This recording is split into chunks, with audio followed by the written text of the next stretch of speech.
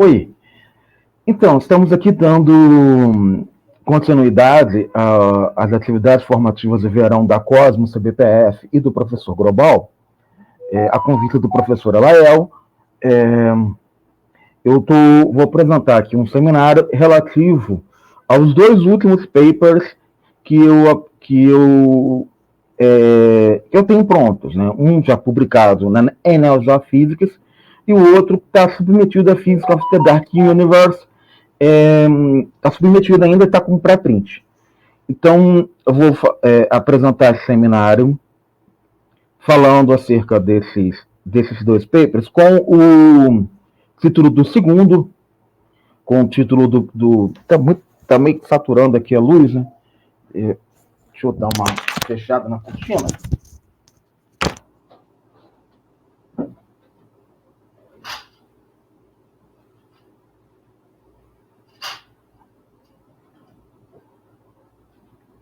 Agora ficou escuro demais.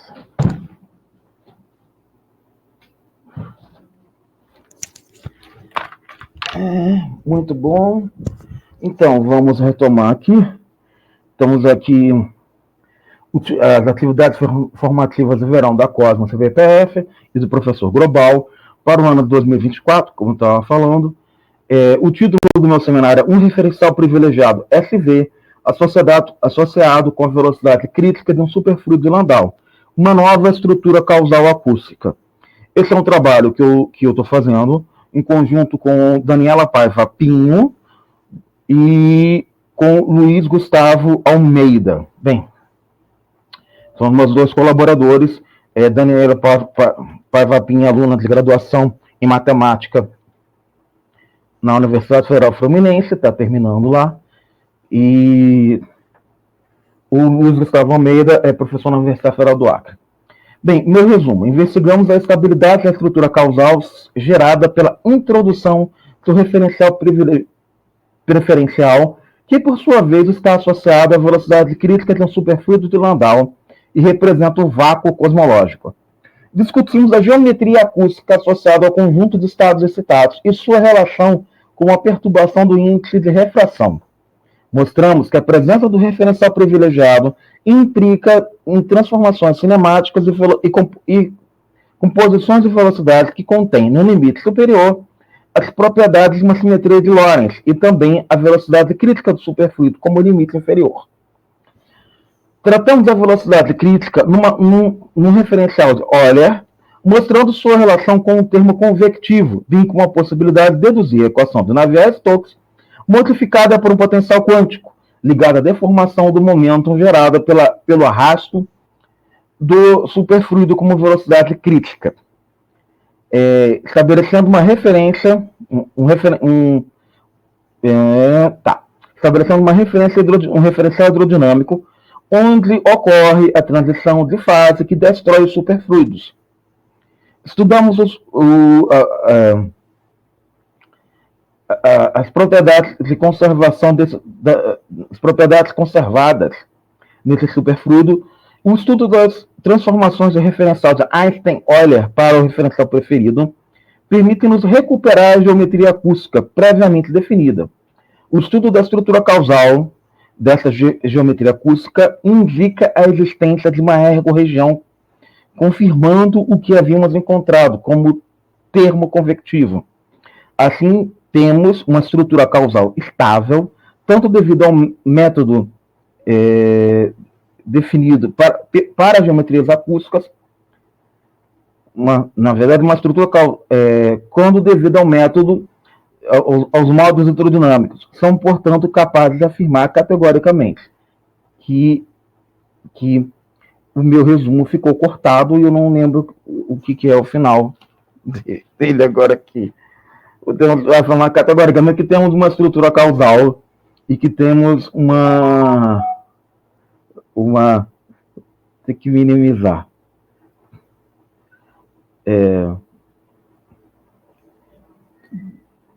Deixa eu ter essa... Vou ter que olhar aqui. Categoricamente, que o referencial preferido induz a estabilidade da estrutura causal. Então, vamos lá. Né? Eu consegui ler aqui, vamos fazer então. Opa, por que eu voltei? Muito bem, eu fiquei fazendo essas idas e vindas.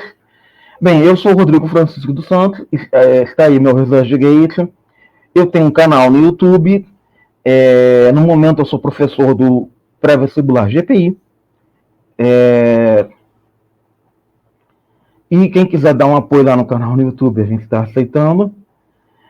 Os meus dois colaboradores são esses aí, a Daniela Paiva Pinho, aí temos o contato dela, e o professor Dr. Luiz Gustavo Almeida, da Universidade Federal do Acre, um astrofísico que vem conseguindo bastante relevância, principalmente na comunidade acadêmica. Eu queria aproveitar a oportunidade, esse vídeo está sendo gravado em 8 de maio, e fazer uma saudação a Daniela Paiva Pinho pelo Dia Internacional da Mulher. É certamente uma aluna brilhante que vai ser uma cientista fantástica nos próximos anos, então a ela todos os louros. Bem, vamos lá, eu estou dividindo a minha apresentação assim, tem um resumo que eu já li, vou abordar agora a motivação, um balanço entre os dois papers que eu fiz, né? E aí nós vamos entrar na discussão de geometrias acústicas, relação de dispersão, vamos apresentar a composição de velocidade, que é inspirada nos trabalhos do professor Claudio Nassif, né? A cinemática compatível com o critério de Landau, a descrição euleriana na presença do referencial SV, que foi postulado por ele, né, do professor Claudio Nassif, estudo da estabilidade da nova estrutura causal acústica induzida pela introdução do referencial privilegiado, como escrever o referencial preferencial SV no formalismo de Gordon, uma pesquisa dos modos hidrodinâmicos, uma abordagem para estudar a estabilidade da estrutura causal e conclusões. Pois bem, esses são os dois papers. O paper do ano passado, ele foi apresentado aqui nas atividades formativas de verão, ainda quando estava under review, ainda quando estava sendo discutido com os árbitros da Annals of Physics. Era uma relação desse referencial privilegiado com a estrutura de superfluidos, onde o centro desse paper, ele estava primeiro num passo além que a gente deu em relação aos trabalhos do professor Claudio Nassif, que foi de perceber, e uma nova interpretação totalmente diferente das interpretações que ele faz até hoje, que é de perceber o papel da velocidade que ele apresenta nas transformações cinemáticas deformadas, não com uma velocidade mínima para estados excitados no superfluido. Então, é uma velocidade crítica, uma velocidade que marca uma transição de fase de um fluido que está em escoamento laminar para as primeiras propriedades de um fluido que passa a ter vórtex. Então, e nós conseguimos relacionar isso a um fluido de caescência, que é um dos fluidos fundamentais para a descrição de fluidos hidrodinâmicos, de fluidos relativísticos, de fluidos de interesse cosmológico, de campos escalares de infração. Então, nós conseguimos fazer essa reinterpretação dos trabalhos do professor Nassif e associá-los diretamente com fenômenos ligados, em particular, ao cenário infracionário dos primórdios do universo. Uma continuidade dos trabalhos que a gente já vinha fazendo com ele, foram 4 trabalhos publicados com ele, foram 3 diretamente relacionados com essa questão da infração cósmica. Então, né, e com fluidos repulsivos. E esse novo trabalho que investiga essa novidade, que é o que a gente vai mostrar aqui, que é o fato da gente ter uma velocidade crítica e essa velocidade induzir um tipo de cone acústico interior ao cone, na região interior ao cone de luz, na região lá time-like, onde para esses estados excitados não é esse referencial do primeiro estado, ele é inacessível, ou seja, o primeiro estado ele rejeita todos os outros estados, né? Porque a gente imagina que, em certo sentido, que se o fluido de fundo ele alcança a velocidade mínima para se ter os saltos do primeiro estado para o primeiro estado excitado, por ser um superfluido que tende a mandar energia para a periferia do sistema, ou seja, todos os pontos do superfluido eles repelem, eles emitem energia para a periferia do sistema. Na ausência de periferia, são todos os pontos isotropicamente, né? Então nós estamos homogeneamente, então, esse primeiro estado citado começa a quebrar essa propriedade de isotropia e homogeneidade, ele permite que a gente, a partir dele, possa observar todos os outros como um referencial primeiro, né? Nesse sentido, ele é privilegiado, né? Como o primeiro estado excitado, e a partir dele a gente estabelece toda uma cinemática relacionada ao aumento da velocidade desse superfluido, que é o próprio espaço-tempo, né? Que ocupa o papel de um espaço-tempo acústico, e podemos estudar os fenômenos a partir dele, como é que a estrutura causal fica, como é que esse espaço-tempo acústico, como ele joga um papel fundamental para o que a gente está, para a cosmologia atual, e em que cenário que ele pode, inclusive, ser considerado ou recuperar um espaço-tempo de Minkowski usual, né? Já que nós vamos mostrar isso. Bem, nós temos aqui exatamente um pouco do cenário de como anda os estudos dessa área em relatividade geral, que é o estudo do cenário dos efeitos transplanquianos para ondas gravitacionais, são as ondas primordiais. Isso foi uma tese defendida na Itália, na escola, se não me engano, na CISA, e que é um texto que está inspirando bastante a gente, a Universidade de Nápoles, desculpa, em que ele justamente ataca as propriedades das flutuações quânticas na origem do universo, né? Mas na origem da atual fase de expansão do universo, de acordo com a passagem do tempo, né? Certamente essa tese vai ser resenhada lá no canal em algum momento, porque ela é de tremendo interesse para a gente, então fazer um jornal clube com ela certamente é algo, e ela foi defendida agora, em 2021. Mas essa figurinha aqui nos mostra uma relação de dispersão com um campo escalar, em que nós temos aqui um verdadeiro vácuo e um vácuo falso, onde esse vácuo falso seria associado a um bóson, alguma coisa muito parecida com um bóson de Higgs. Essas discussões também foram apresentadas nesses dois reviews aí, considerando 100 anos de uma cosmologia matemática, e né, é um review em duas partes, né, pelo Kotsakis e Efremov. Então, são trabalhos bastante recentes nessa área.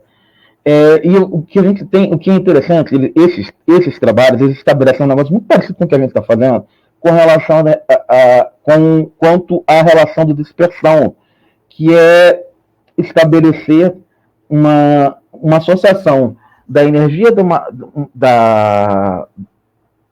do setor de energia associado à energia escura, do setor de energia escura, menos o setor de matéria bariônica.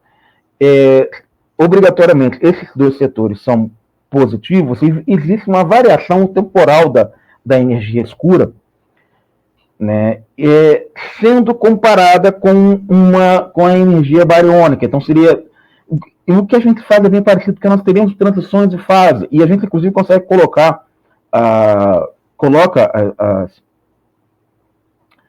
transforma uma coisa parecida com isso aí em um fator conforme para modificar a métrica, né? E então, assim, a relação de dispersão que a gente chega tem uma forma muito parecida com essa, que representaria exatamente o surgimento de vácuos falsos.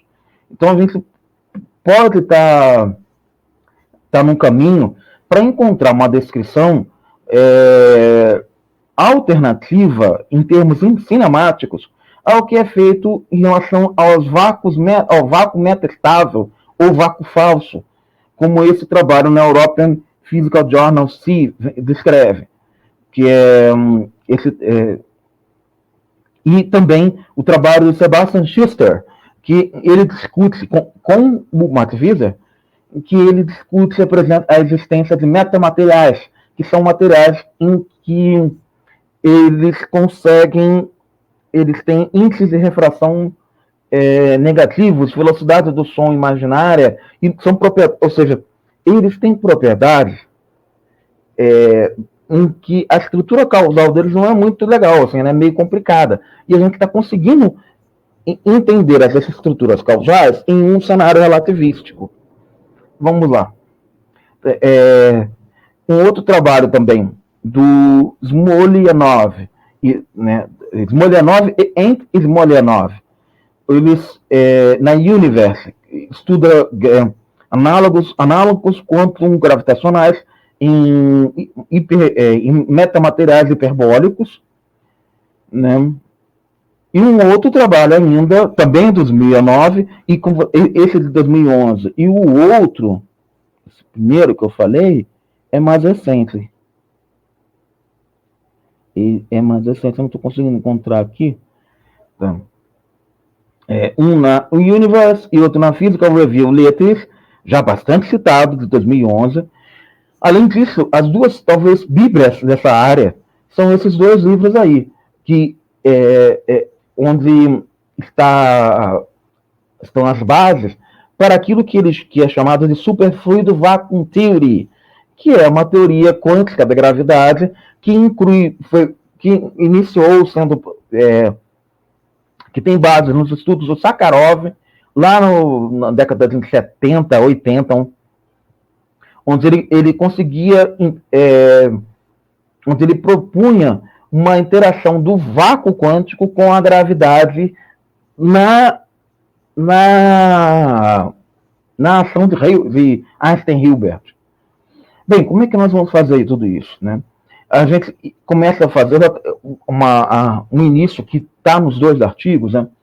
Que é como que a gente vai construir uma geodésica acústica básica, né?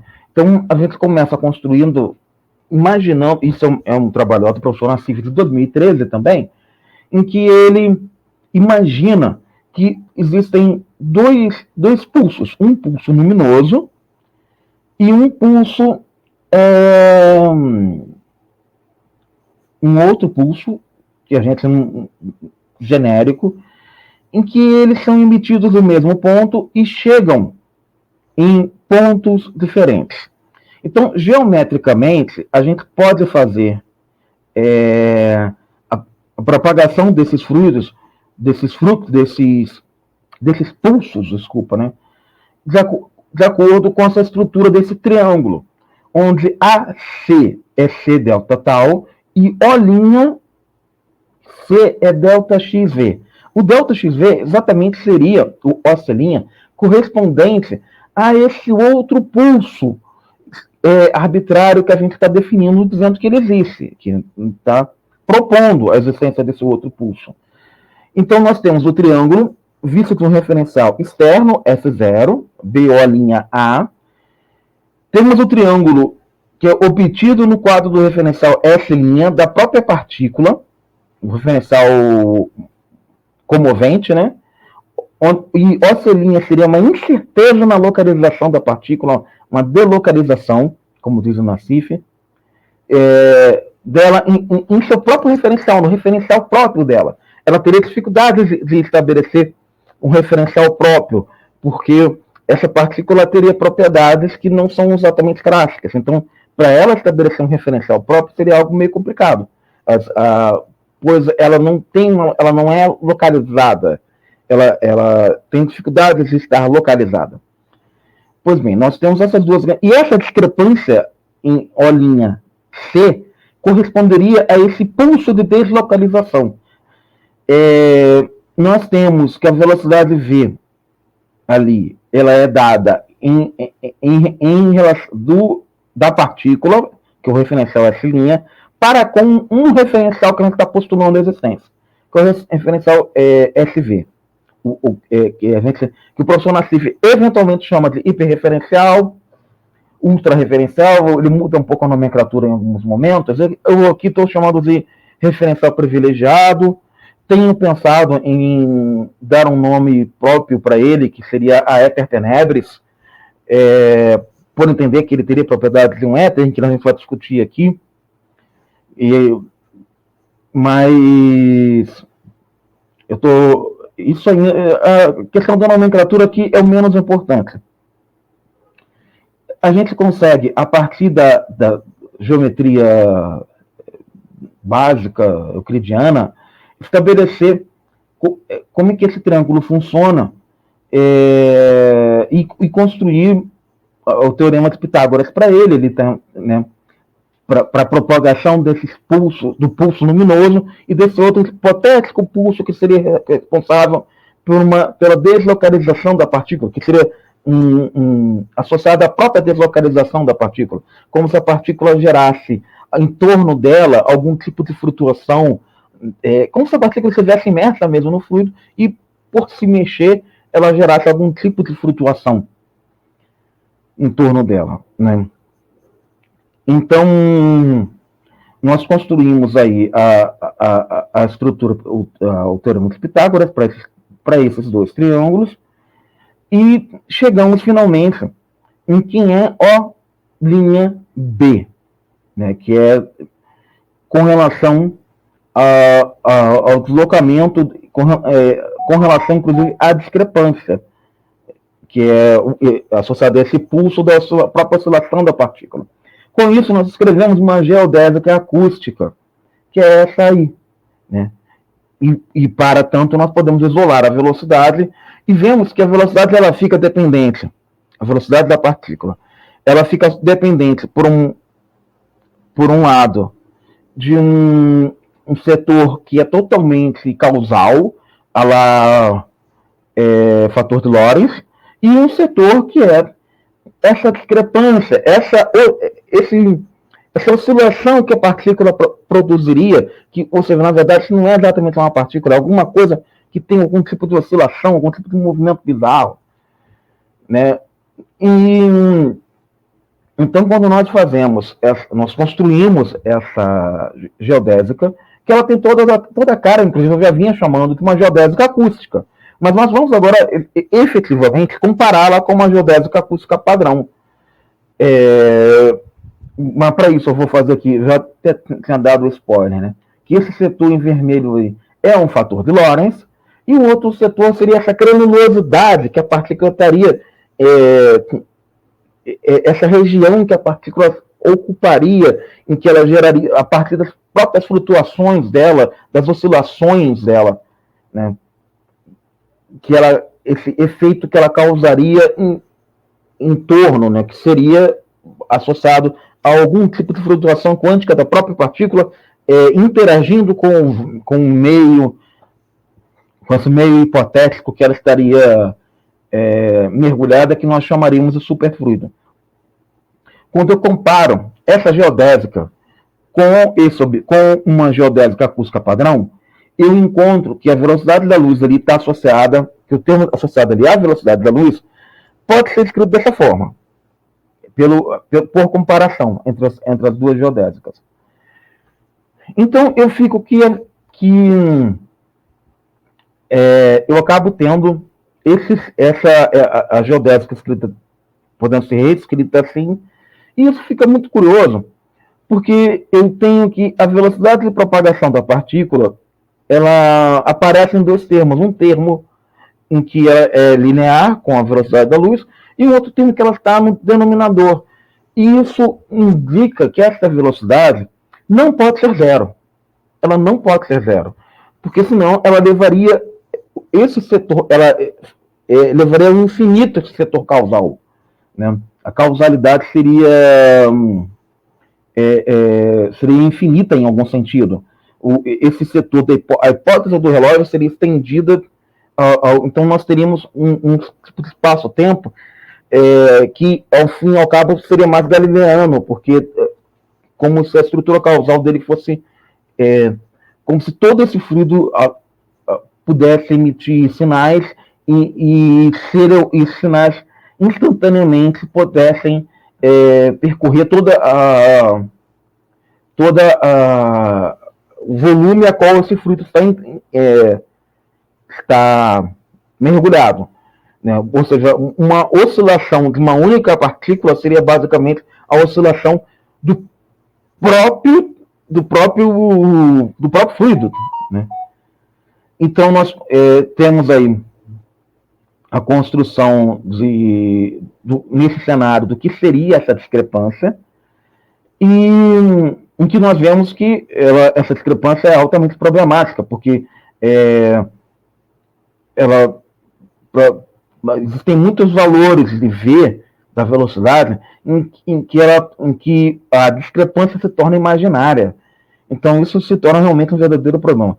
E essa estrutura que nós estamos construindo nos lembra muito uma estrutura tipo índice tipo refractive index perturbation, tipo perturbação do índice de refração, que justamente tem uma velocidade no denominador. Essa é uma estrutura do ponto de vista funcional muito parecida. Então nós tomamos a liberdade, fazendo um ansatz, de imaginar que essa estrutura que nós tínhamos constituído aqui, que está ligada com essa discrepância, que tem uma estrutura causal ligada com ela, pode estar ligada com uma perturbação no índice de refração, e isso teria tudo a ver com um fluido, né? Então, a perturbação no índice de refração jogaria um papel importante, seria uma perturbação também na estrutura causal, né? A estrutura causal ela acabaria ficando dependente do índice de refração. Então, seria quase como que o vácuo do espaço assumindo propriedades materiais, como se realmente ele fosse um fluido. Então a gente escreve a geodésica completa com toda a estrutura da dissipação ali, e do lado direito nós temos as linhas de fluido, né? E nós fazemos com que, o lado esquerdo dessa equação pode ser entendido como a velocidade do som, incluindo a discrepância, ou seja, seria uma velocidade do som exatamente num meio, portanto, o vácuo do espaço, ele teria alguma propriedade realmente de um fluido, de um meio, de algo assim. Isso poderia, obviamente, aqui na Terra a gente não mede nada disso, mas a gente sabe que com a presença de campos gravitacionais significativos, as propriedades do vácuo, as propriedades do espaço-tempo podem mudar. Então, nós poderíamos estar descrevendo alguma coisa que possa, em algum momento, ajudar a entender esses cenários, em particular de gravidade muito intensa. Então, quando eu faço esses dois termos coincidirem, eu encontro a geodésica para a propagação do som, em que aí é aquilo que eu disse, né? Isso é um RIP em uma geometria acústica, né? É uma perturbação no índice de refração em uma geometria acústica, e mais uma vez aqui, como eu havia dito, aparece a proibição da propagação do RIP ser nula. Ou seja, o RIP, o índice de refração, ele provocado por esse observador que nós estamos vendo, ele não pode ser nulo. A velocidade dele é como se ele estivesse sempre o tempo todo se propagando. Então, para entender essa discrepância, de alguma forma, já que tem tanta coisa nos dizendo que ele tem que jogar um papel de uma granulosidade, a exemplo do que a gente vê na sismologia, a gente vai propor um ansatz. A gente sabe que essa velocidade né, ela teria que ser menor do que a da luz, esse objeto precisa ter dimensão de velocidade, então a gente vai propor uma forma que o Hippie pudesse tomar, em que ele estivesse exatamente vinculado com o escoamento do vácuo, né? Com o escoamento desse fluido que está arrastando as partículas com ele. Então, quando a gente faz isso, a gente reescreve a geodésica com essa nova estrutura, com esse novo setor que tem a velocidade ali embaixo. E isso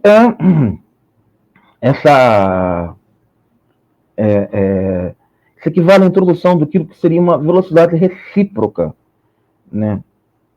Então, a gente consegue escrever a hipótese do relógio, ou seja, em relatividade, chama-se de hipótese do relógio, uma hipótese do relógio deformada. Ou ainda, a gente tem em hidrodinâmica, o pessoal costuma chamar mais de função time-lapse, né? Função lapso temporal. E a gente escreve com o fator de velocidade, esse fator extra de velocidade recíproca, e a velocidade do som ali. Bem, vamos imaginar que o som, vamos zerar, quando a gente faz os limites, primeiro vamos fazer os limites. Quando a gente faz os limites para essa velocidade do som, a gente percebe, para o escoamento desse objeto, a gente percebe o aparecimento, quando a gente faz o limite para a velocidade mínima, de um setor, de uma constante, que é essa velocidade que a gente postulou e que está associada com a velocidade crítica do superfluido, dividido pela luz, ou seja, isso é tipo uma constante de estrutura fina.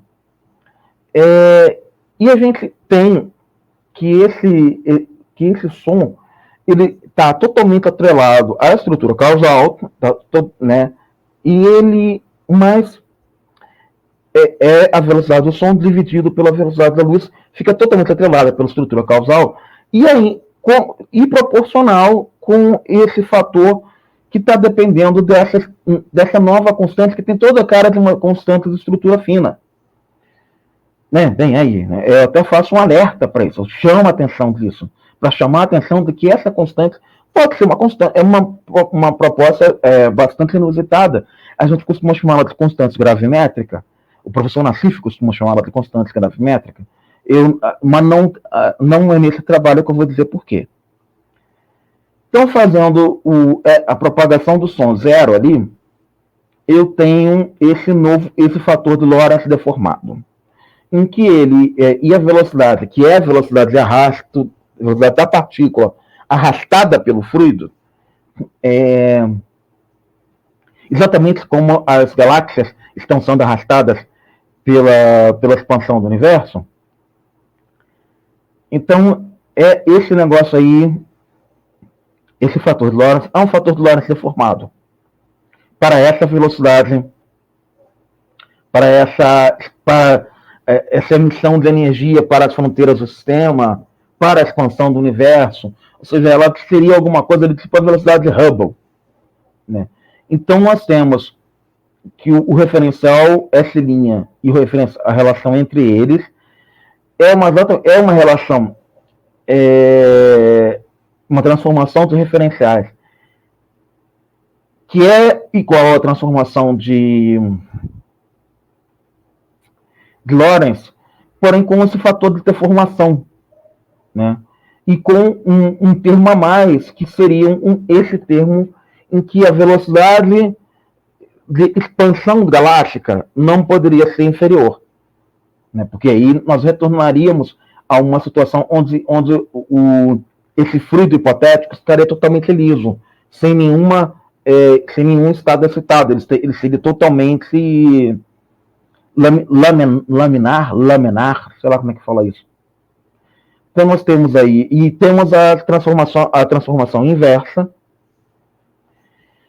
Com essas transformações, a gente escreve a métrica de Minkowski e escreve a métrica de Minkowski levando em conta esse escoamento isotrópico e homogêneo que é análogo à recessão das galáxias, ou é análogo também à tendência que um superfluido tem de escoar sempre na direção do seu capilar, né? Na direção da fronteira do seu sistema. Então, a gente escreve e quando a gente vê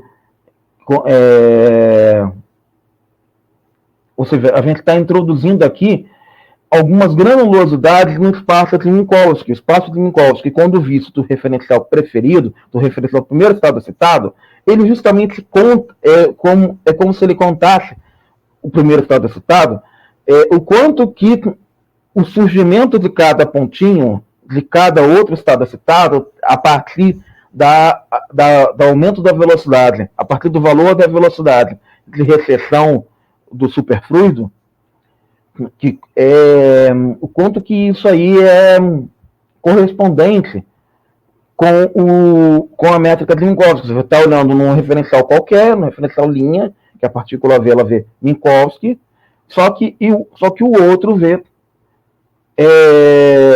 o outro cara, o referencial privilegiado, ele vê o referencial primeiro estado citado, ele vê dessa forma aí, ele vê outra coisa. Ele vê uma métrica de Minkowski só que modificada. Né? Então vamos lá. Então nós temos aí a métrica modificada, como eu tinha dito, né? E aí o que a gente faz, vai fazer uma mudança agora, que é uma outra coisa interessante, que quando a gente pensa em 2 mais 1 dimensões, 2 mais 1, né, nós vamos ter uma dimensão perpendicular de deslocamento. E essa dimensão perpendicular de deslocamento, ela fica presa, ela fica amarrada com a propagação do som, com o tempo. Né? Então, você tem uma dimensão espacial que está amarrada com o tempo quando você muda para o referencial privilegiado. Então, isso que você não tem só a linha de escoamento da partícula, você tem uma dimensão perpendicular que é amarrada né, do ponto de vista causal. Então, você tem que a perturbação da partícula em torno a interação da partícula com o entorno dela, que seria esse superfluido, também é causal, também tem propriedades causais. Então,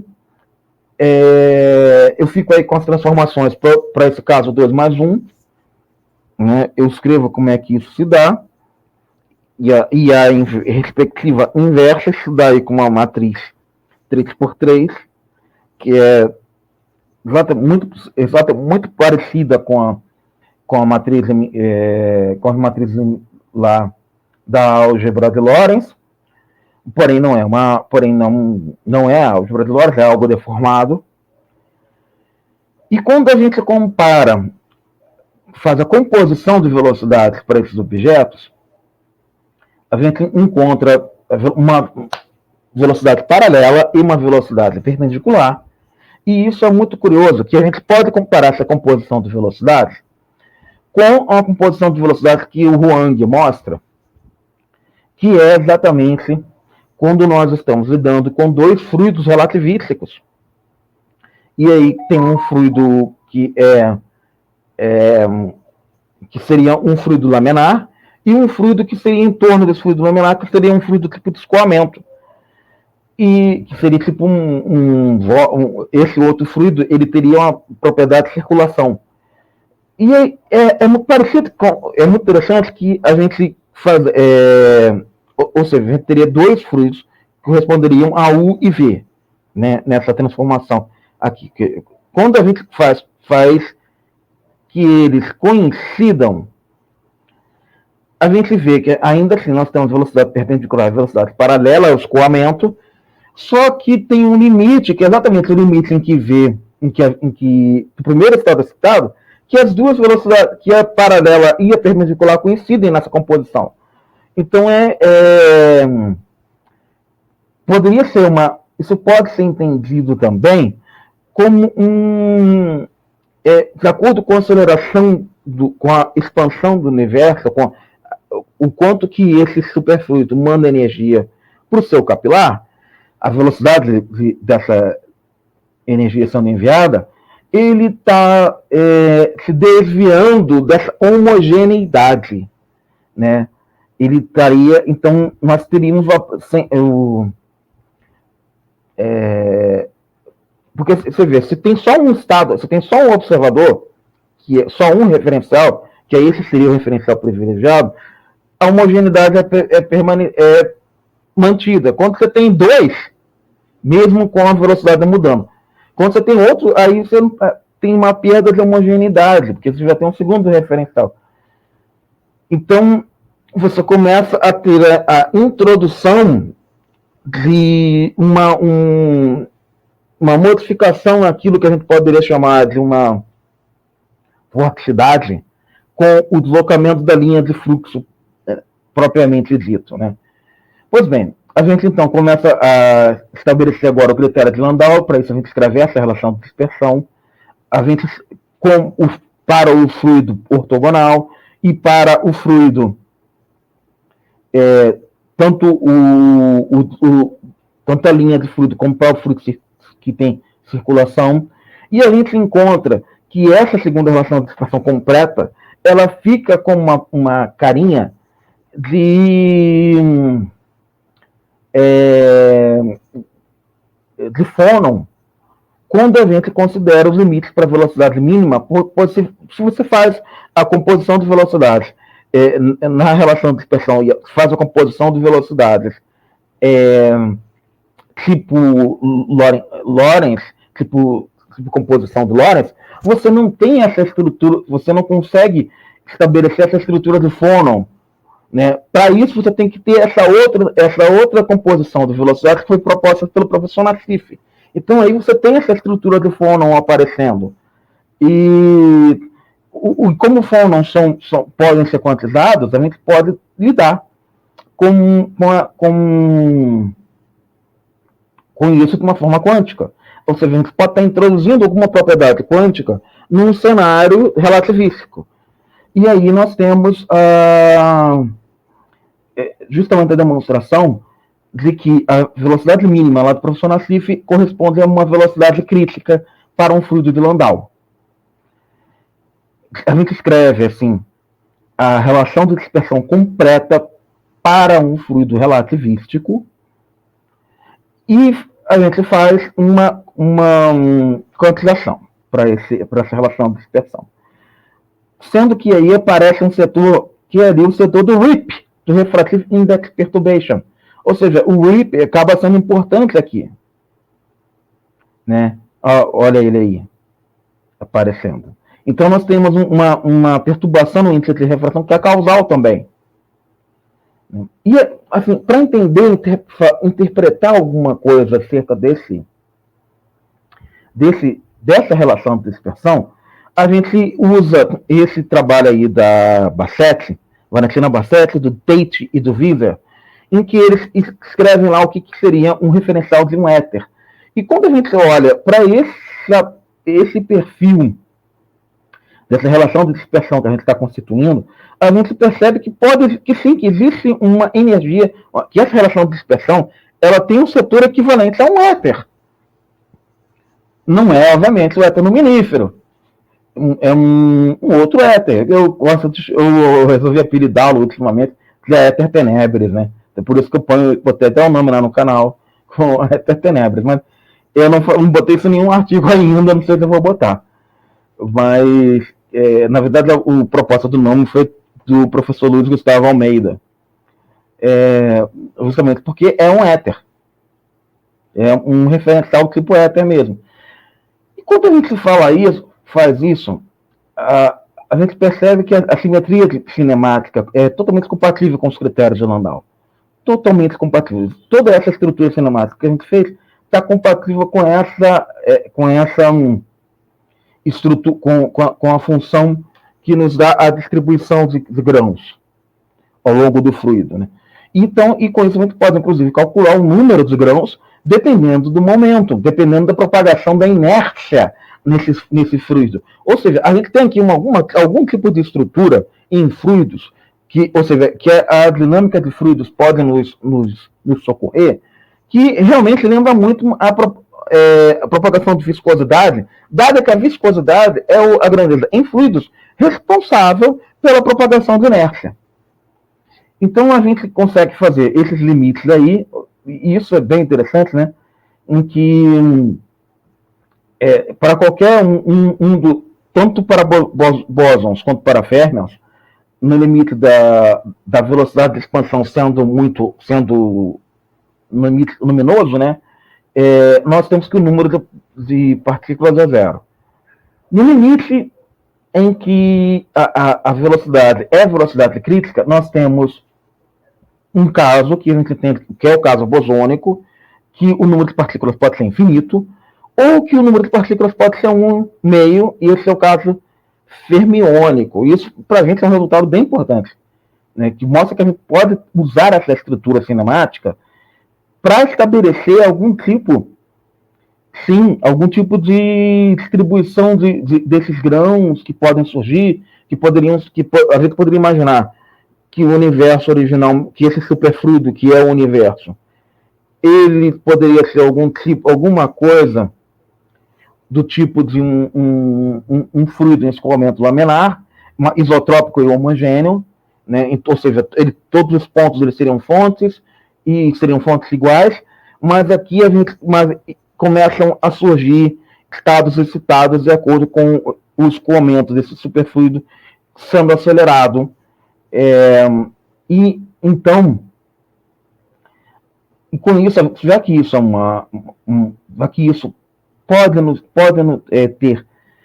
já que a hidrodinâmica pode nos dar algumas propriedades, a gente vai começar a fazer pode nos dar algumas informações. A gente vai fazer uma descrição aqui que lembra que é uma descrição euleriana, do tipo euleriana mesmo, onde é muito simples a gente escrever as transformações, os operadores convectivos nessa transformação do Nassif. Ou seja, realmente está tendo uma convecção aqui, a inércia está sofrendo algum tipo de convecção. E aí a gente nota que, olha só, parece um termo ali ligado à velocidade crítica, né? E isso que é justamente escalar com o operador derivada. Então, como a velocidade crítica ela é homogênea em todas as direções, esse operador Nabra ele teria que também ser tá em todas as direções. Então, contudo, esse setor aí mediria o quanto que a gente está se desviando da homogeneidade, quando você tem cada vez mais estados excitados, e já que você está medindo, está comparando a velocidade de arrasto com a velocidade mínima, com a velocidade de arrasto, com o valor da velocidade, com o valor crítico da velocidade de arrasto. Então, a gente está exatamente fazendo isso, vendo o quanto que a homogeneidade o quanto que o momento, a inércia, está sendo dissipada de uma forma não homogênea. Ou seja, então a gente pode escrever uma equação da continuidade para isso, com esses operadores deformados. E aqui a gente explora um pouco as propriedades dessa equação da continuidade, em que nós vemos que existindo essa equação da continuidade, que é justamente nos limites de um fluido, a equação que equivale à primeira lei de Newton, que estaria equivalendo à introdução da inércia, a variação da inércia no meio, e ela nos dá algumas coisas, tipo, por exemplo, no limite da velocidade crítica, olha que interessante, a continuidade ela é preservada aproximadamente, já que esse limite seria inalcançável, e nós temos uma situação em que justamente a variação temporal da densidade da energia fica relacionada, fica aproximada com o gradiente da variação da densidade de energia escalar com a velocidade de superfluido, que é isotrópica. Então, nós vamos ter esse escalar aqui, ele vai justamente medir o quanto que a gente se desvia da homogeneidade dessas fontes, dessas múltiplas fontes de inércia que correspondem a cada ponto nesse superfluido, né? E esse negócio aí é inevitavelmente diferente de zero. Então, quando a gente pensa para uma velocidade constante, e isso é importante, pensar uma velocidade que é constante espacialmente, a gente tem essa dispersão aí, que implica que nós vamos ter essa continuidade na folha de dispersão, que implica que nós vamos ter variações na densidade de energia e variações tanto gradientes quanto temporais na velocidade de energia, né? Então, ou seja, essas flutuações na densidade de energia acabam implicando em mudanças, acabam levando a mudanças espaciais da velocidade, né? Então, e aqui a gente também vê que existem mudanças temporais da velocidade. Quando a gente faz que o gradiente da energia é nulo, a gente fica só com um setor da variação temporal da densidade de energia, e como nós vemos aí, esse setor acaba implicando numa aceleração, né?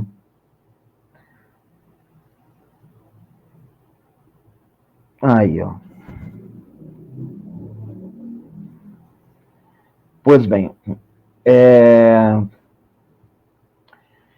quando nós isso já tinha sido aqui, o outro caso, quando a gente faz realmente a descrição euleriana e a gente começa a olhar para isso que pode ser chamado de derivada material ou derivada convectiva, a gente nota que tem ali um setor que é um setor totalmente associado àquele referencial do éter que eu havia dito antes, né? E que ele vai aparecer novamente daqui a pouquinho.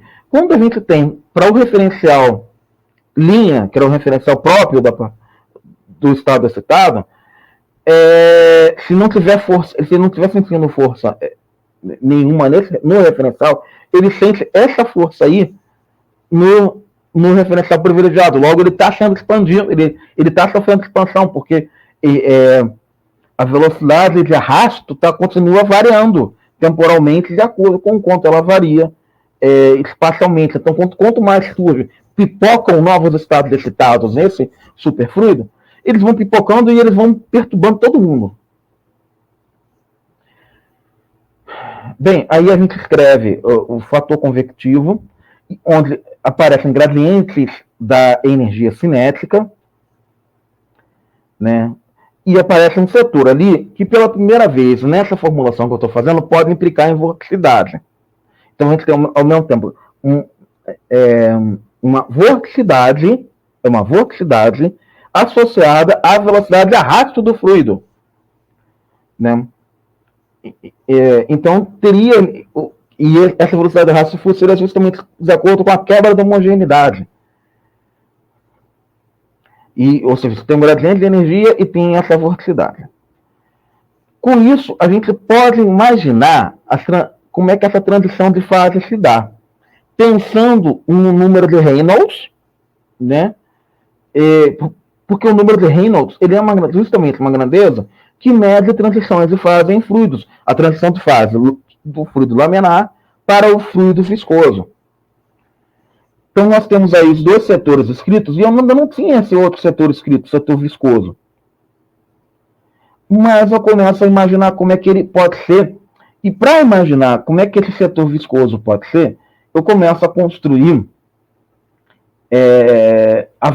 como seria a variação do momento, né? E aí eu calculo uma incerteza no momento, que seria a incerteza na inércia, ou seja, isso aqui equivaleria a um tipo de quantização da inércia, e eu percebo que eu tenho um setor que é a variação da energia cinética, né?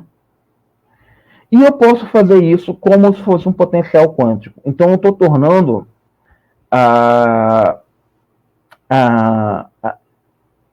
estou quantizando a inércia, em certo sentido. Né? Eu estou associando que a variação da inércia pode ser um potencial quântico. Né? Como vocês podem ver aí. O interessante aqui é que a gente ainda não tem um H cortado, que é o que caracteriza as constantes, os objetos quânticos. Né? Ele ainda não aparece, obviamente. Mas a estrutura de um potencial quântico já está bem... Um potencial inercial. Não vamos dizer que é um potencial quântico, tudo bem. Um potencial inercial, isso aí. Mas aí a gente escreve toda a estrutura da vorticidade, e aqui é fácil você fazer, como a vorticidade é uma circulação, seria fácil se estabelecer para uma quantização tipo superfluido aí. Não seria difícil. O que acabaria decorrendo numa quantização também do HIP. Né? Bem, a gente então encontra... eu estou tomando a liberdade aqui de chamar de um vórtex quântico, embora eu ainda não tenha realmente apresentado nesse artigo o que seria a quantização para um superfluido, porque, no meu entender, se a gente aplicar a integral a esse setor, quando a gente, aqui, se a velocidade se a velocidade do fluido, o V for um gradiente, V, ele vai, para quantizar, vai implicar que é o gradiente mais alguma coisa. Isso mais alguma coisa pode ser uma constante, que seria a velocidade crítica. Então, a velocidade crítica estaria sendo o efeito granuloso. O efeito poderia corresponder ao efeito da quantização. Né? Então, vamos lá. Com isso, a gente estabelece aqui, começa a construir, seguindo o Resola e o Zanotti, esse livro de hidrodinâmica relativista, a gente vai construir um referencial euleriano numa approach covariante, e a gente consegue escrever esse approach covariante, isso a gente já tinha mostrado ano passado, e a gente consegue escrever o escoamento dessa forma aí, com base, esses dois caras aqui, ó, eu passei muito rápido, esses dois caras são as bases eulerianas, de Einstein, né? Einstein-Euler. E aí eu defino os projetores e tal, isso tudo eu já defini ano passado, na apresentação do ano passado. E é muito interessante que quando eu faço uso desses projetores, eu encontro que a velocidade beta-i, ela teria um módulo idêntico, a magnitude dela seria idêntica em todas as direções. Então, ela é basicamente um vetor isotrópico, um vetor homogêneo em todas as direções, uma base vetorial, né, para todas as dimensões, e o produto escalar, e o escalar dele, o módulo dele, seria associado a essa nova estrutura causal. Então, teria tipo poderia ser interpretado mais uma vez que essa estrutura está ligada como uma estrutura sonora, como nós tínhamos feito lá no início da apresentação. Eu estou com 58 minutos já. Então, isso aqui seria um som? Parece que sim. Né? Nós podemos entender isso como a propagação de um som. A gente já estudou isso esse setor como um fator conforme. E é interessante quando o professor Nassif faz, que ele induz essa função aí, ele induz via uma transformação conforme. É uma coisa um pouco forçada, porque ele até então não tinha demonstrado ainda que isso era uma transformação conforme, e ele usa isso, quem estava demonstrando foi, a posteriori, fui eu com um trabalho meu com ele e tal.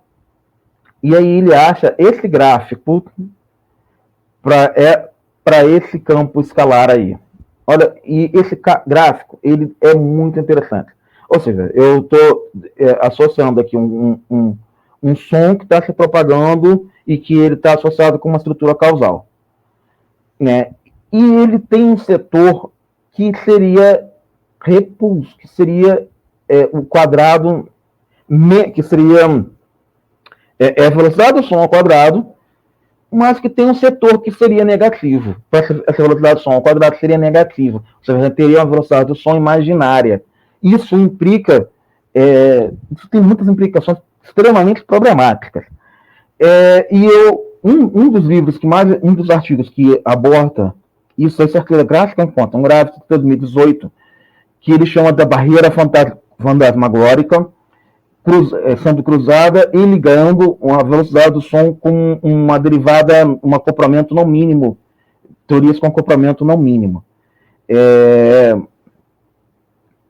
E aí esse cara escreve a ação do acoplamento não mínimo, né, onde tem ali alguns setores de derivada e tal, e ele chega em um certo cenário para fluidos parotrópicos, em que ele tem essa perturbação aí na densidade de energia. Ele considera pequenas perturbações, e aí ele encontra uma função de onda, uma equação de onda para essas perturbações, né? Essas perturbações têm realmente a cara de uma onda, só que nesse caso, essas perturbações, a velocidade de propagação delas seria, o quadrado da velocidade de propagação delas seria negativa, implicando que a velocidade de propagação é imaginária. E então a gente está aqui num caminho e esse artigo tem 19 citações. Um caminho meio bem esquisito. Assim, a gente pode estar lidando com um negócio em que a gente tenha uma equação de estado para fluidos barotrópicos que tenha um resultado negativo. E isso seria muito interessante, porque a constante cosmológica, a equação de estado associada a ela é P igual a menos ρ. Então, isso aqui pode estar realmente nos indicando que está a descrição em um cenário relativístico para esse fluido, para fluidos barotrópicos com essas propriedades daqui. Qualquer fluido com temperatura zero é automaticamente barotrópico, ou qualquer fluido com temperatura diferente de zero, mas isotérmico, é automaticamente barotrópico, ou qualquer fluido de entropia zero, superfluido, é automaticamente barotrópico, ou qualquer fluido com a mesma entropia em todos os pontos, isentrópico, é automaticamente barotrópico. Então, para um fluido barotrópico, a gente pode estar encontrando alguma coisa aí. E esse trabalho do Ellis, do Martins e do Macaulay encontram um gráfico muito parecido para a propagação do som, muito parecido com esse para a propagação do som. Né? Então, a gente tem uma conclusão para essa parte da conversão entre os referenciais euleriano e o referencial SV. Agora, a invariância de Lorentz é quebrada pelos cones de som nesse caso. Porque uma mudança na velocidade do observador resultaria em velocidades aparentemente diferentes do som, em diferentes regiões. Diferentemente do caso da luz, que tem a mesma velocidade em todas as direções, para todos os observadores. Portanto, essa proposta pode parecer violar o princípio básico de Einstein, de que as leis da física devem ser as mesmas em todos os referenciais. Mas estamos preocupados com as soluções das equações básicas, e não com a simetria das equações em si. Todas as soluções realistas de fluidos quebram a invariância de Lorentz, especialmente por causa da quadrivelocidade da matéria definida de forma única. E essas soluções não são exceções. As equações podem ter uma invariância não compartilhada por suas soluções. Isso é o trabalho, isso é o Ellis, na verdade, discutindo o problema da causalidade na velocidade do som. Então a gente não está aqui fora do escopo da relatividade, na verdade, a gente está num escopo, como eu sempre defendi, de uma hidrodinâmica relativística.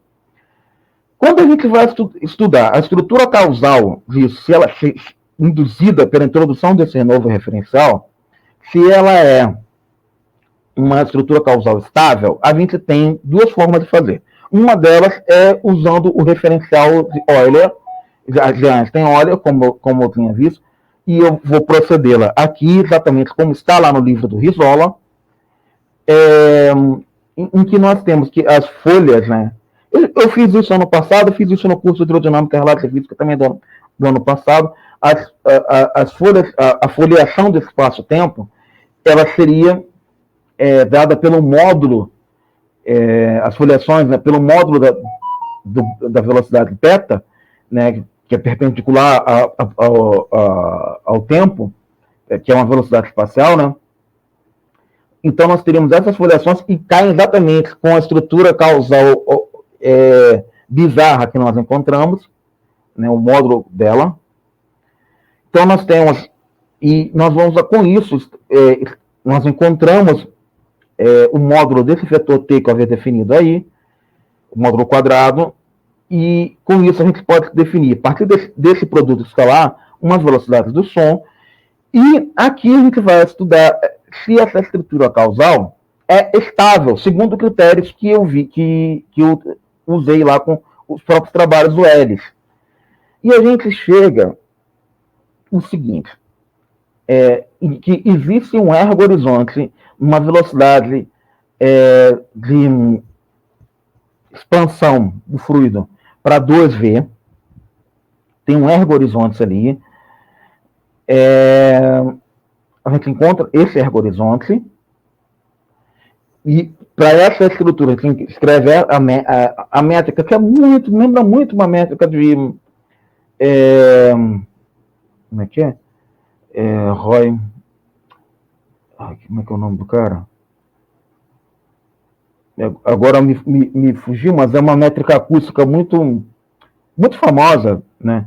E lembra muito essa métrica acústica, e estudando realmente essa condição, ou seja, a gente tem estrutura causal, a gente tem que, nos limites correspondentes à velocidade, tem um ergo-horizonte nessa região, ou seja, isso aqui pode estar indicando já uma quantização, porque você tem um horizonte de arrasto, justamente o início de uma zona, de uma ergozona, justamente em V igual a 2 vezes a velocidade mínima. Ou seja, o primeiro estado citado, ele tem uma zona de arrasto em torno dele. E a gente já viu existem em superfluidos uma perspectiva de que os superfluidos, quando surge o primeiro estado citado, o resto do fluido, ele cria em torno desse primeiro estado um tipo de bolha para isolar o primeiro estado excitado, para não perder, para fora daquela bolha, a luminosidade não ser perdida. Pode ser algo assim que a gente está vendo aqui. Ainda é uma discussão.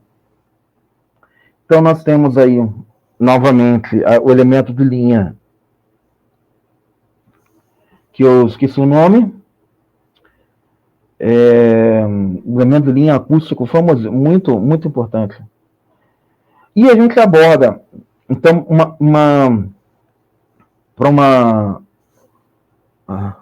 não é Grosspitaevsky, uma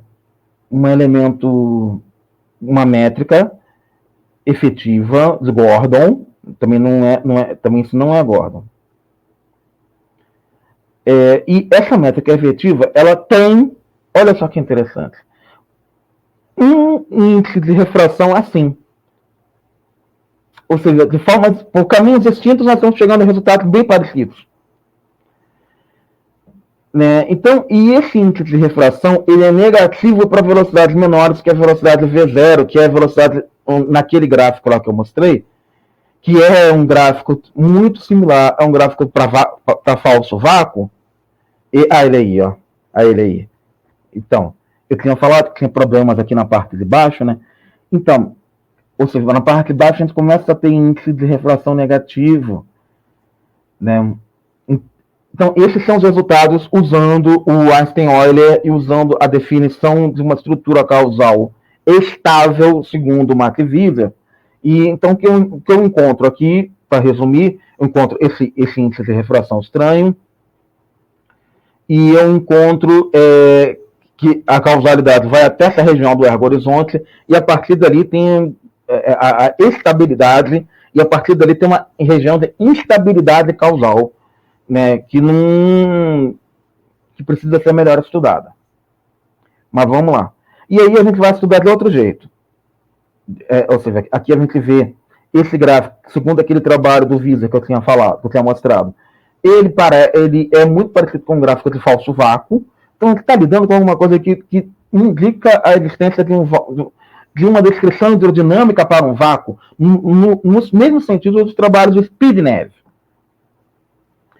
Então aqui, é importante fazer esse approach, seguindo esse livro aí do Denicol e do Risch, porque A gente sabe que em estrelas em nêutrons, ou estrelas híbridas, essa hidrodinâmica, esse fluidodinâmica relativística, ela funciona muito bem para descrever os fluidos lá que são regidos pela QCD. Um limite hidrodinâmico para QCD. Então, as coisas ali funcionam muito bem. E a gente sabe que nesse cenário, a gente tem campos gravitacionais muito fortes. Então, se a gente está querendo pensar que essas transformações cinemáticas podem representar um fluido e podem dar alguma informação sobre essas estruturas, sobre a fenomenologia, quando nós temos campos gravitacionais muito fortes, a gente precisa estudar os modos hidrodinâmicos desse negócio. Então, nós temos aí.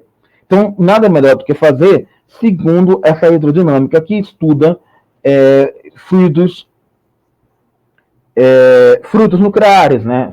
Fluidos nucleares relativísticos.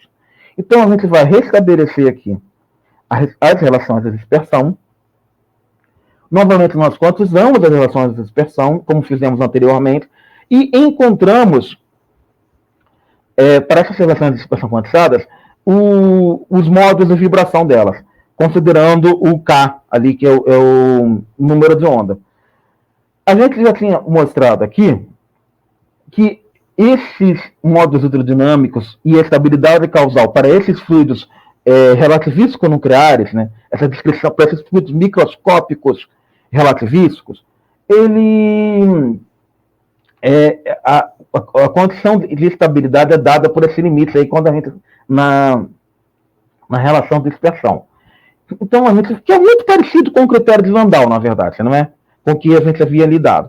Então, o que a gente vai achar? A gente tem, quando o ômega-K tem essa carinha aí, a gente tem tipo uma gravidade óptica, e com a carinha, com a singularidade lá no zero, com o bico lá no zero, né, a gente tem uma gravidade acústica. Isso aí eu estou tirando desse trabalho aí dos metamateriais, né. Então, assim, percebendo que os metamateriais, eles podem estar sendo descritos por alguma coisa nesse sentido, porque eles têm índice de refração negativo, né? Acho que eu já tinha falado isso. Então, assim, as coisas parecem que estão se encaminhando, né?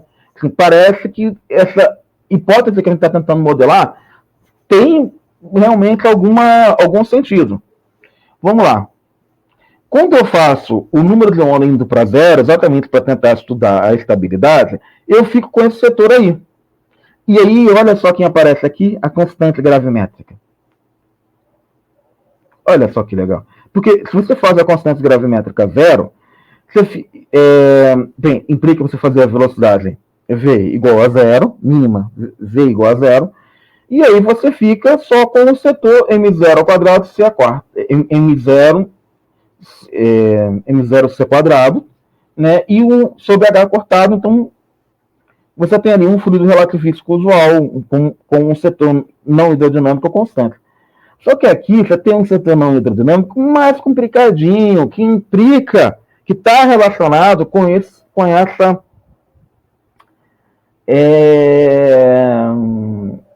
com a expansão.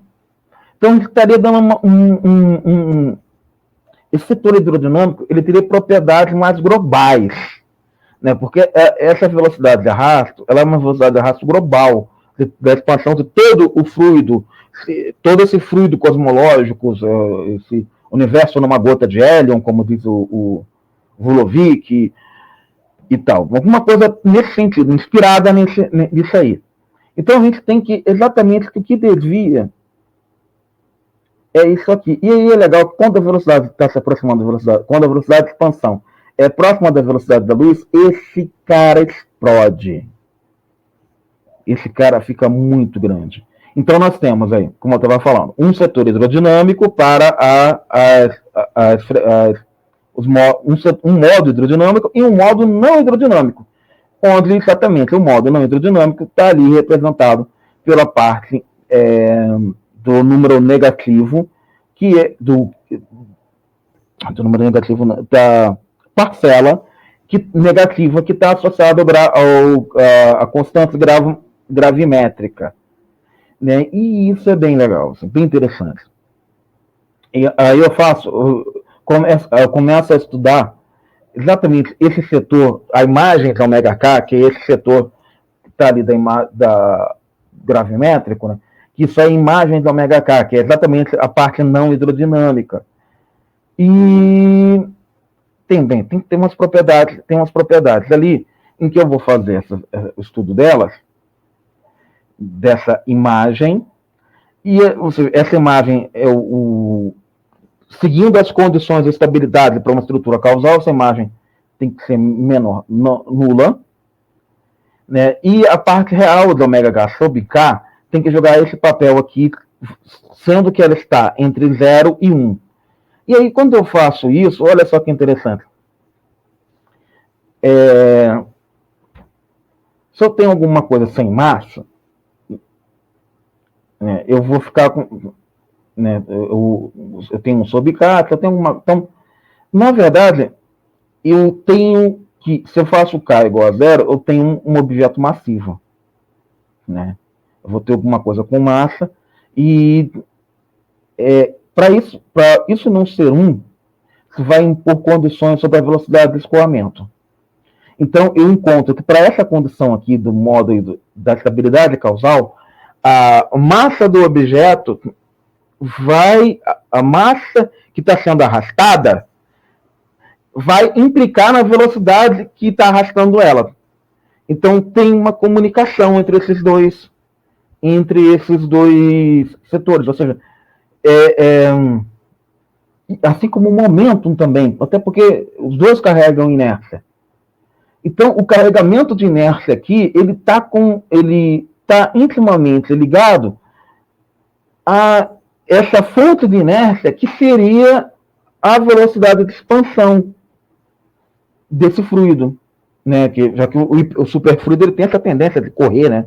De fugir dele mesmo, assim. Ele é antigravitacional. Então, a gente está tendo algum efeito aqui de antigravidade? Será isso? Bem, parece que sim. Mas esse trabalho parece que ele coloca para a gente mais perguntas do que respostas. Mas eu quero listar agora as conclusões que a gente obteve.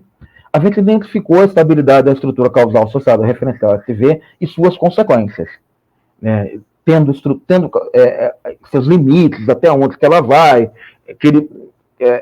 a existência de ergo-região, e essa coisa toda. Os modos não hidrodinâmicos vinculados ao SV do referencial privilegiado podem ser entendidos como vinculados a um vácuo metaestável. Né? Isso a gente está vendo ali, que aquilo ali é algum tipo de vácuo que tem uma falsa estabilidade. Então, assim, na verdade, acima da velocidade V, velocidade mínima, nós teríamos algum tipo de estrutura que não é estável. O aparecimento do estado excitado parece que ele vai quebrar a estabilidade desse vácuo, mas a estrutura causal fica estável a partir de certo limite. Então, nós temos uma medida da estabilidade da estrutura causal e da proposta do vácuo metaestável. Então, isso é realmente alguma coisa ainda para ser entendida. Né?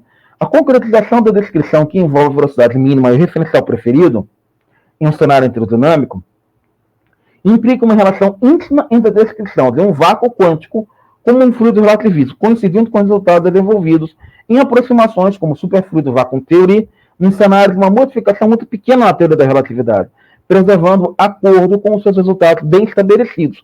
Eu acho que essa é a maior vantagem dessa descrição que a gente está fazendo. Né? Porque a gente, por enquanto, a gente não tem a modificação muito pequena, a gente sabe que isso aqui recai, as transformações recaem de volta nas transformações Einstein normalmente. Inclusive, a gente pode estabelecer que essa velocidade de expansão, que a gente não tem um éter hoje, porque a velocidade de expansão para nós, a velocidade de expansão ela seria a velocidade onde você sai do estado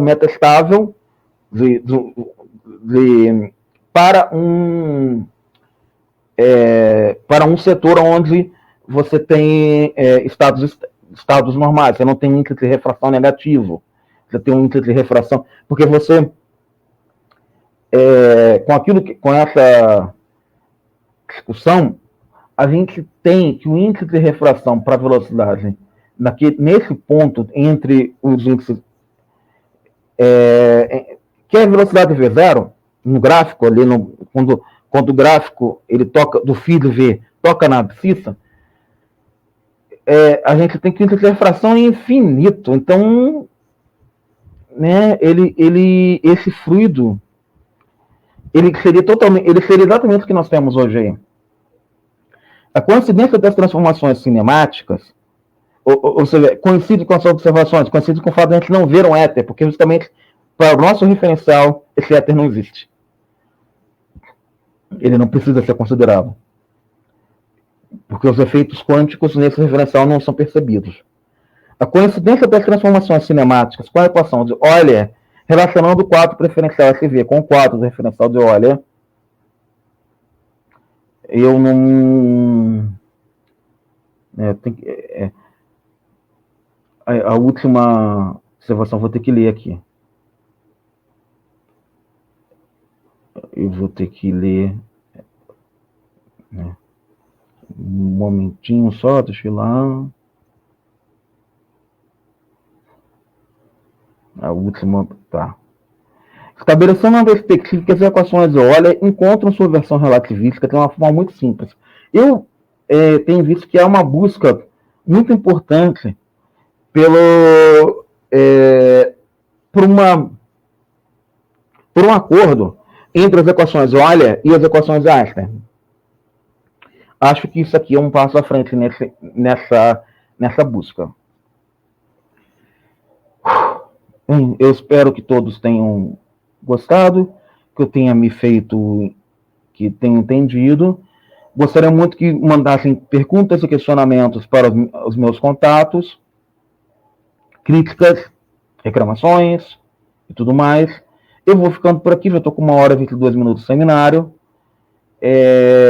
Obrigadão pela atenção e obrigado, professor Elael, pelo convite.